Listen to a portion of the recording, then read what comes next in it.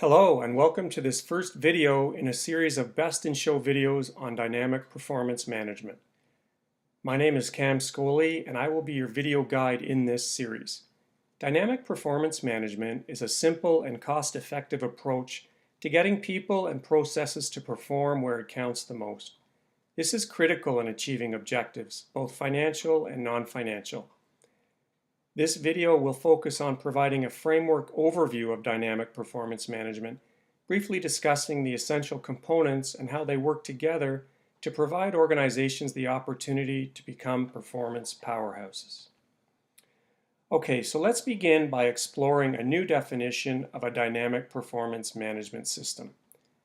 One way to view dynamic performance management is as a robust performance-based system that enhances organizational effectiveness through clarity, constant feedback, and decisions that improve performance. Okay, so how do we get to successful implementation of such a system? It begins with a fundamental awareness of your own organization. The key components that must be thoroughly understood include the situation the organization is in. For example, the strengths, weaknesses, opportunities, and threats. This might sound a little like it's from a textbook, but this basic knowledge is truly integral in making significant and lasting performance improvements.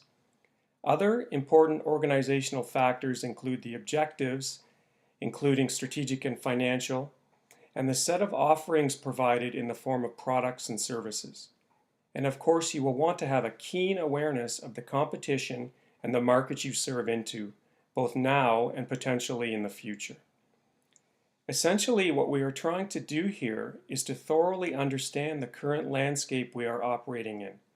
We also want to look into the future, which will help us create a blueprint for stellar long-term performance. A great way to use this insight to pull an effective strategy together and validate it in a cause and effective manner is through a concept referred to as strategy mapping.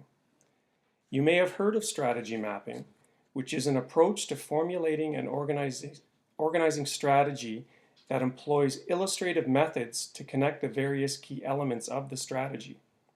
The resultant visual, called a strategy map, is useful for understanding and communicating the strategy. It also facilitates the ability to validate the strategy by testing whether the various pieces are aligned. For example, a company might say, if we want to achieve certain specific customer objectives, then we need to ensure that our internal operations include processes for A, B, and C. The one-page map is extremely helpful to ensure that the strategy has logic built into it and thus maximizes the likelihood of successful strategic outcomes. Strategy mapping is definitely recommended to organizations looking to improve upon the execution of strategy.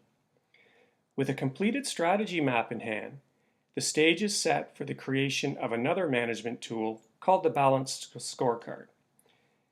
You may be familiar with the Balanced Scorecard, which is another performance management framework that captures those metrics, and only those metrics, that need to be measured and managed in a continuing quest for superior performance.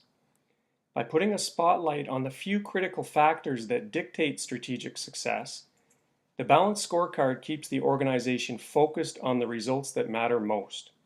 And because the strategy map and the Balanced Scorecard follow the same strategic model, the two tools are compatible and aligned. An interesting sidebar about strategy mapping and the Balanced Scorecard is that the scorecard was actually created first in 1991. However, many companies would not use it because they could not be confident that they were putting the right inputs into the scorecard. As a result, many feared that they may be promoting and rewarding the wrong things. Strategy maps came about roughly 10 years later.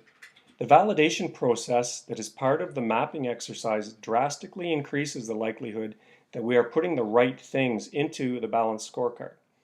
So while we map before we scorecard in practice, the two tools were actually created in the opposite order. Okay, so now back to scorecarding. At the end of the fiscal period, with actual results available, it becomes possible to generate scores from the Balanced Scorecard. These prove to be extremely useful in indicating where things went to plan and, more importantly, where they did not go to plan. Armed with the information of a scored balanced scorecard, managers can focus in quickly on those areas in need of further examination. It helps to prioritize and guide the performance improvement effort to those areas that will get the most value from the improvement effort. So now we have a keen sense of the areas that merit a more in-depth analysis.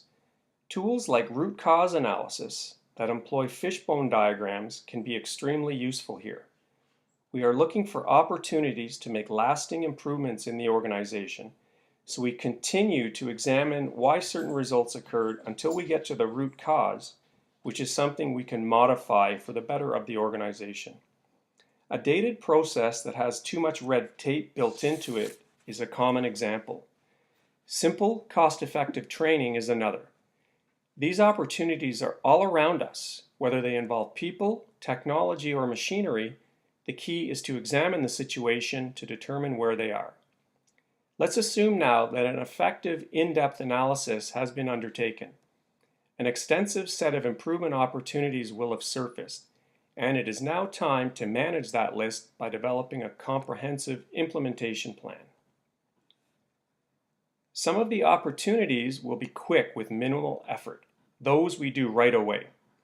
Others take more time and energy, and we don't want to overwhelm staff. So we plan out reasonable time frames, then hold people accountable for making the changes. Accountability and performance management are highly intertwined. Organizations that are able to effectively implement this improvement cycle will be rewarded with improvements they might never have thought possible. And then guess what? It's time to start the entire cycle over again. Now, though, the situation is poised for bigger and better things. The cycle gets easier every time, and in a short time can become part of the fabric of the organization. Dynamic performance management can and should become part of everyone's job. And something else everyone around the organization will get used to? Success. I hope you found this video to be a useful overview of dynamic performance management.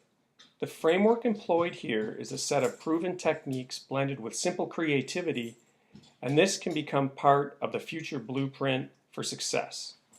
If you would like more information, don't hesitate to email me at cscoley@outlook.com or to call me at 416-209-0704. Thank you for watching, and please look for the other videos that are part of this series.